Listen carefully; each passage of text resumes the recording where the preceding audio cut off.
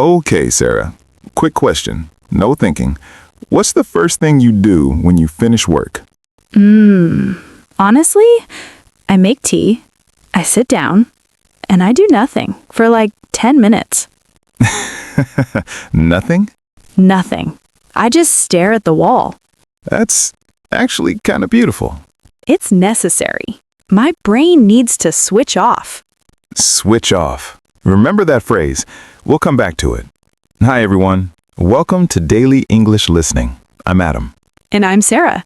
Today's topic, free time and hobbies. And before we start, what did you do last weekend? Just think about it for a second. Because today, we want you to be able to talk about your answer in English, naturally. That's the goal. Let's go. Part 2, main conversation. All right. Free time. Sarah, do you feel like you have enough free time? No. Honestly, no. I feel like the week goes by so fast, and suddenly it's Sunday night and I'm thinking, wait, where did the weekend go? Yes, that's such a common feeling. The weekend flew by. Flew by, meaning it passed very quickly, like it disappeared. Right. Time flies. You've probably heard that. But flew by is more specific. The weekend flew by. Those 2 hours flew by. Okay, so when I do have free time, real free time, I like being outside. I go jogging, or sometimes I just walk around with no destination. No destination? Just walking? Yeah, I find it really therapeutic. Going jogging. Running slowly and steadily, not racing, just moving. People go jogging to stay healthy, clear their mind, or just to be outside. Example, I usually go jogging in the morning before work. It helps me wake up. Grammar note, we say go jogging, go swimming, go hiking, not do jogging. The verb go works with most outdoor movement activities. Therapeutic. That's a B1 word. It means something that makes you feel better. Not like medicine, but like it heals you emotionally. Jogging is therapeutic for me. Some people say cooking is therapeutic, or gardening. For me, reading is therapeutic. I completely lose track of time when I'm reading. Lose track of time. That's a great phrase. Say it with me. Lose track of time. It means you stop noticing time. You forget to check the clock. It usually happens when you're really enjoying something. Exactly. If you lose track of time doing something, that's a good sign. It means you really love it. What do you read, Adam? Like, what kind of books? Mostly fiction, stories. I like getting lost in another world. Getting lost in another world. Another great phrase. It means you're so absorbed in something that you forget real life for a while. You can get lost in a book, a movie, a video game. Or a TV series. That's definitely happened to me. Binge watching? Okay, yes, I've been known to binge watch a show. Binge watch. To watch multiple episodes in a row without stopping. It's not always intentional. You finish one episode and you think, okay, just one more. And then suddenly it's 2 a.m. We've all been there. We've all been there. That means everyone has had this experience. It's a very common English expression. So, jogging, reading, binge watching, what are some other common hobbies? Playing sports is huge. Football, basketball, tennis. Photography is popular. A lot of people have gotten into photography because of smartphones. Gotten into, meaning they started doing it and became interested. I've gotten into cooking lately. He's gotten into painting. It means it's kind of new for you. You discovered it and you're enjoying it now. And of course, hanging out with friends. Yes, big one. What does that mean exactly? Hanging out with friends. Spending time with friends in a relaxed, casual way. No big plan, no agenda. You're just together. You could be at someone's house, at a cafe, in a park. The place doesn't matter. It's the feeling that counts. Hanging out is informal and very common in spoken English. Example, I don't have any plans this weekend. I'm just hanging out with some friends. Exactly. And notice it's not meeting friends, which sounds more formal.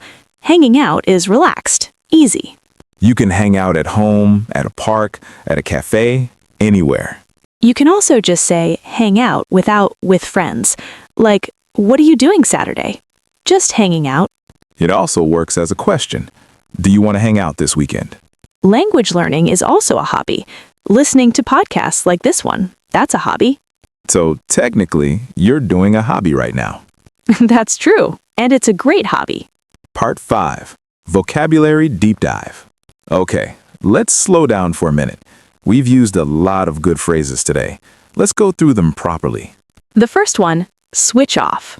To switch off means to stop thinking, to rest your brain. Sarah does this by staring at the wall. That works. After a long day, I need to switch off. I find it hard to switch off sometimes. That second one is interesting. I find it hard to switch off. It means you can't stop thinking. Your brain keeps going even when you want to rest. A lot of people feel this way, especially if they work a lot or use their phone too much. Next phrase, lose track of time. I was cooking and I completely lost track of time. Or, sorry, I'm late. I lost track of time. The opposite would be watching the clock, when you keep checking the time because you're bored or waiting for something. Great point. I was watching the clock all afternoon, meaning time felt slow. You wanted it to end. So, lose track of time is time feels fast, you're enjoying yourself. Watching the clock is time feels slow, you want to leave. Perfect contrast. Now, going jogging.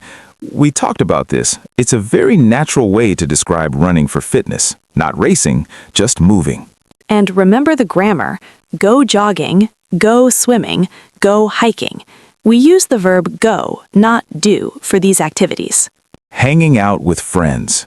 Casual time with friends, no plan needed, just being together. A very social hobby and an important one for mental health, honestly. Agreed. Okay, therapeutic. We use this to describe hobbies that relax us or make us feel better emotionally. I find running really therapeutic. Painting is therapeutic for me. It sounds quite B1, B2, but it's actually very common in spoken English. People use it casually. Next, get lost in something. I got lost in that book. She gets lost in her music. It's not negative. It means you're completely absorbed, focused, present. In a world with so many distractions, being able to get lost in something is actually a skill. That's a good point. Okay, binge watch. Everyone knows this one now. To watch multiple episodes without stopping. But the word binge on its own means to do too much of something at once. You can binge on food. You can binge on social media. I spent all Saturday binge watching that new series. I binged on snacks while I watched. And the last one, gotten into. I've recently gotten into yoga. My brother has gotten into gaming. It means you discovered something new and are now regularly doing it. It's new for you, but you're excited about it. A good question to ask someone. So, have you gotten into anything new lately? It's casual, friendly, and it opens the conversation perfectly. Part 5. Mini story. Okay, story time. We're going to tell you a short story. It uses everything we've talked about today. Listen for the phrases. The story is about a guy named Daniel. Daniel works a lot, Monday through Friday, sometimes Saturday. He loves his job, but by the end of the week, he's exhausted. He finds it hard to switch off. On Friday evenings, he used to just sit on the couch and binge watch TV. It was easy. But after a few months, he realized he didn't feel any better. He was resting, but not really recharging. One Saturday, a friend invited him to go jogging in the park. Daniel said yes, but only because he felt bad saying no. He didn't think he would enjoy it. But something happened. After 20 minutes of running, his brain went quiet. He stopped thinking about work. He stopped checking his phone. He completely lost track of time. By the time they finished, an hour had passed. It felt like 15 minutes. That was surprisingly therapeutic, Daniel told his friend. His friend laughed. Welcome to running. That was 3 years ago. Now Daniel goes jogging 5 times a week. He's also gotten into cycling. And last month, he signed up for a half marathon. He didn't plan to become a runner. It just happened. And now, on Friday evenings, instead of sitting on the couch, he calls his friends. They hang out at the park after his jog or at a small cafe nearby. Sometimes they just sit outside and talk for hours. He finally found a way to switch off. Nice story. Did you catch the phrases? He finds it hard to switch off. His brain doesn't rest easily. Binge watch TV, watching for hours without stopping. He completely lost track of time. He forgot about time because he was enjoying himself. Goes jogging, running casually for fitness or relaxation. Hanging out with friends. Spending casual, relaxed time with friends. No big plan, no agenda. Surprisingly therapeutic. It made him feel better in a way he didn't expect. Gotten into cycling. He discovered cycling and started doing it regularly. All of those phrases in context. That's the best way to remember them. Part 5. Listener Challenge and Practice. Your turn.